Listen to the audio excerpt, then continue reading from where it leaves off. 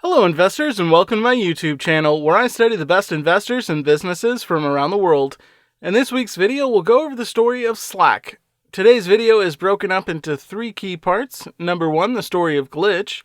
Number 2, the progression of Tiny Speck from Glitch to Slack. Number 3, the importance of the learning curve.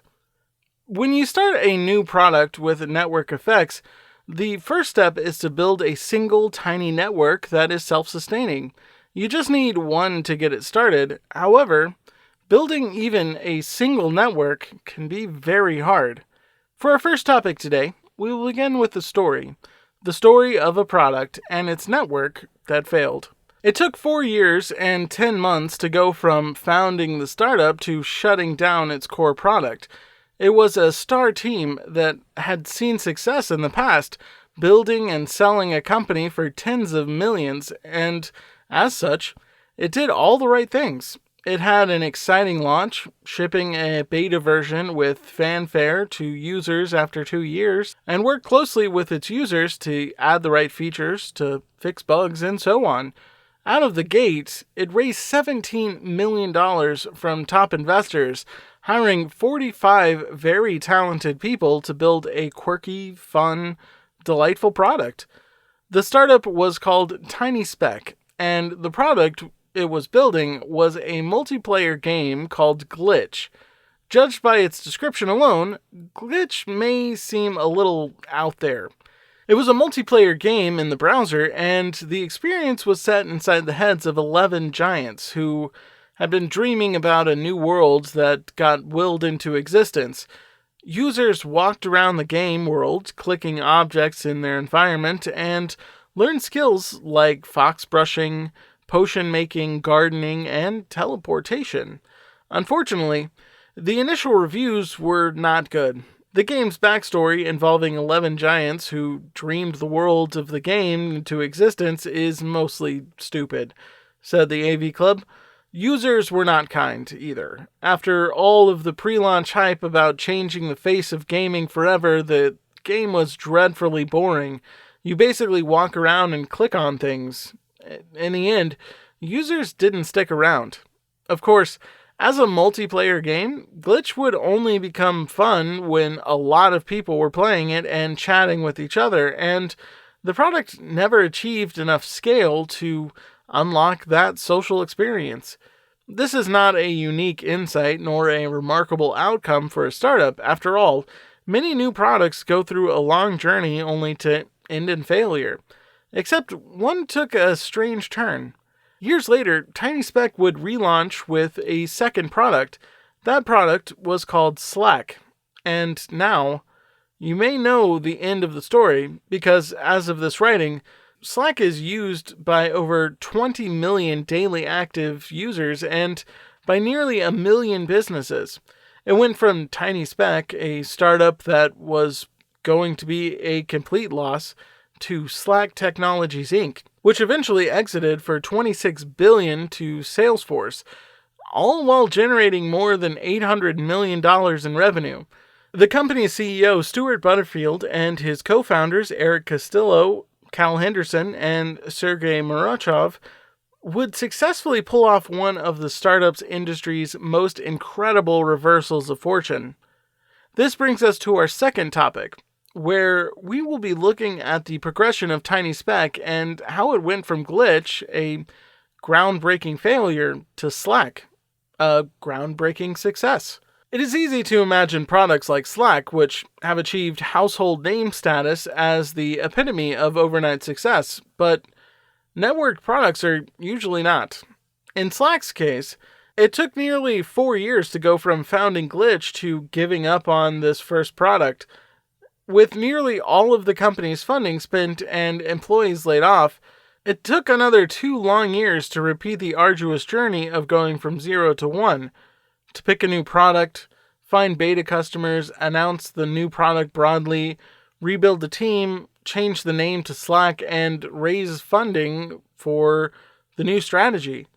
This was the opposite of an overnight success.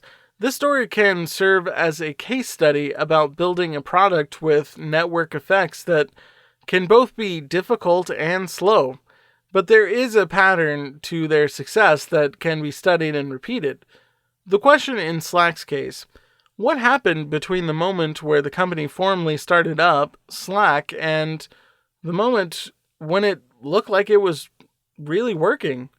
What can be learned? What can be replicated? Luckily, Tiny Speck was backed by Andreessen Horowitz many years back. But first, let's go back to the beginning in 2009, when the team was still building Glitch. Stewart and his co-founders had attracted dozens of engineers from all over the place, including San Francisco and Vancouver, where the founders were initially based. Today, we would recognize this as an important preview, a broader, more transformational trend around remote work. But at that point, remote work was just nascent, which meant that the tools supporting this type of work were also non-existent. To help the team work together, they used a tool for chat with each other. It was not the kind of beautiful product that you and I would use today. It was all text. It had funny commands that started with a backslash because it was based on an old piece of technology. Internet Relay Chat, or IRC, originally built by Finnish University employee Jarkko Akirinen, IRC, was first created in 1988 during an earlier phase on the internet, when user-friendliness was not a priority. IRC predates the web by a couple of years, and because it's so old, it misses a bunch of features that are now considered just standard. IRC didn't have search. It didn't store old messages. It was confusing to find the right set of channels and people to talk to. You had to download one of many different IRC apps, connect to an IRC server, and join the right channel. So the Tiny Speck team built a chat tool on top of IRC, building in the ability to store old messages and photos to make conversations easily searchable. This was the chat tool that glued some important workflows together, and in the early years, it wasn't even called anything, much less Slack. The service was hosted internally at irc.tinyspeck.com and nevertheless was very useful, as it allowed easy sharing of images, animations, and server logs. Many of the non-technical employees weren't comfortable with IRC, and so instead, they were onboarded into the company's weird little chat app. This unnamed tool, early employee Ali Rowley called it a Franken tool that sort of did everything, enabled team-wide collaboration, and became part of the core workflow at Tiny Speck. When it was clear that Glitch was not going to work, the team needed a new idea. Stuart Cowell and the co-founders decided that the next move was to work on what was right in front of them, to take a functional but unremarkable internal tool and redesign it so anyone could use it. The tool soon was codenamed LineFeed, at least for a few days.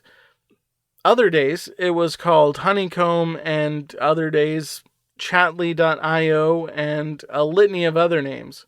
Whatever it was called, the product that would become Slack was re-architectured to allow any company to use it, not just Tiny Speck. It was rebuilt with its own backend, not IRC. It supported searchable conversations, hosted photos and other assets easily, and automatically backed up conversations, solving all the issues IRC had. With these key features, Slack was picked as an acronym for Searchable Log of All Conversations and Knowledge, although some on board disliked the name, thinking it was strange for the users of the product to be called Slackers. The product was soon launched.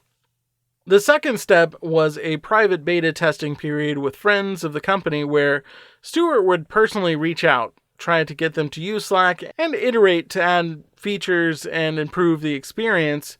In the book The Cold Start Problem from Andrew Chin, Stuart Butterfield was asked if he was careful to target the initial base of customers, and he said, "No, not at all. I just had friends at other companies, and I would try to convince them to use us. We didn't have any teams for demand gen, field marketing, or anything else at the time. It was just me. Sometimes it would take dozens of meetings to convince people why it was cool. He had friends at startups like Rodeo, Wonderful, and Cozy, and eventually signed up 45 companies in all. The teams that adopted tended to be other startups for a very good reason. Technology startups adopted us early because they have the belief, whether naive or not, that software can better their lives. These startups were just like us. Many of the early teams had fewer than 10 people, just like Slack. Stuart and Ali Rail, who ran customer experience, would personally handle all of the feedback on social media and customer support tickets. Even once Slack publicly launched, Stuart personally handled the lion's share of 10,000 tweets per month and 8,000 customer support tickets. Each of these beta customers formed an atomic network, a stable, self-sustaining group of users who can drive a network effect. Once an atomic network was formed in one of their beta testers, Slack would continually add users, become more useful, ramp up engagement, and ultimately become the de facto method of communication within their workplaces. The minimum number of people to be defined as a team, even today at Slack, is 3. As long as you have 3 people, it can be stable. But it's even better if there's a large team of 50 people in an organic unit, like a department, or an entire company of thousands that joins the product. Then it will just grow and grow. This brings us to the third part of this video, which we will look at the learning curve and how Slack team implemented the knowledge they had acquired from previous setbacks to achieve success. The Slack team learned more and more as the product was tried with their larger networks. The pattern was to share Slack with progressively larger groups. We would say, "Oh, that great idea isn't so great after all." We amplified the feedback we got at each stage by adding more teams. Butterfield said in an interview in Fast Company, "The team learned how groups of 100 or 20 people, like that at Rodeo, would use a product and how it spread, from front-end developers to engineering and then to the entire company. Early on, a team of 10 might only have a few channels, but a team of hundreds would suddenly create 4 different, mostly empty channels for activities like hiking, as Rodeo did." It turned out that helping users discover channels was a problem. An even larger organization might need help with features like a team directory to figure out who worked at the company and what they did. Each increase in team size required a rethinking of the design in order to form stable atomic networks that would grow. Slack is a network of networks. Within a larger company, a whole collection of atomic networks would spontaneously emerge and begin growing on their own. Stuart described to me how a large company might have tens of thousands of workspaces, each with its own set of channels. Each workspace might be a business unit or subsidiary, and each smaller team might independently have a ringleader or early adopter who set up the product, invited coworkers in, and started initiating conversations with others.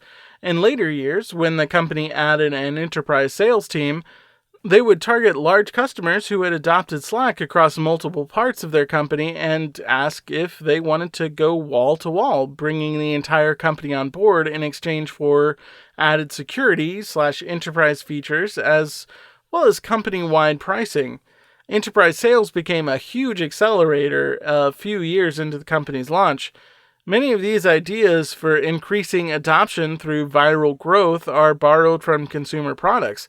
This is true not only for Slack, but also for many of the new B2B products developed around their time period, like Zoom and Dropbox. These companies pioneered a new style of bottom-up growth, where individual contributors seeded a product's adoption within a customer's company. Slack was early in this phase of the market and had to invent many of the paradigms. Yet, this was a team that understood the ingredients deeply. At the founder's previous startup, Flickr, one of the largest photo sharing sites of the Web 2.0 era, they popularized what would become tagging photos and communal streams of content organized around topics and events. As a college student, Stewart was a passionate user of some of the earliest precursors to social apps for the internet. Usenet, which are old school discussion forums, MUDs, MOOs, which are text-based virtual worlds, and of course, IRC. Eventually, Tiny Speck rebranded as Slack Technologies, and its new flagship product was launched to the world. In August of 2013, when Slack debuted, 8,000 companies signed up to the waitlist to try the product. Within 2 weeks, this grew to 15,000. By the next year, Slack would have 135,000 paying subscribers and 10,000 new users signing up per day. Soon after that, 1 million daily active users, then 2, then 3, and so on. Stewart and the company, now 100% focused on Slack, would raise their next round in April 2014, fully completing their transition. This brings us to the conclusion of today's video. Slack has an incredible story, and there's much to learn across many dimensions, but for the purpose of this video, the journey from unnamed IRC tool to line feed to Slack is most remarkable in its demonstration of how to think about starting from zero, how they incubated a killer product, solving a problem that their own team acutely needed. Tiny Speck built individual stable networks, piecing together a network of networks at larger companies, and ultimately revolutionized online communication platforms. Thank you for watching this video entirely till the end.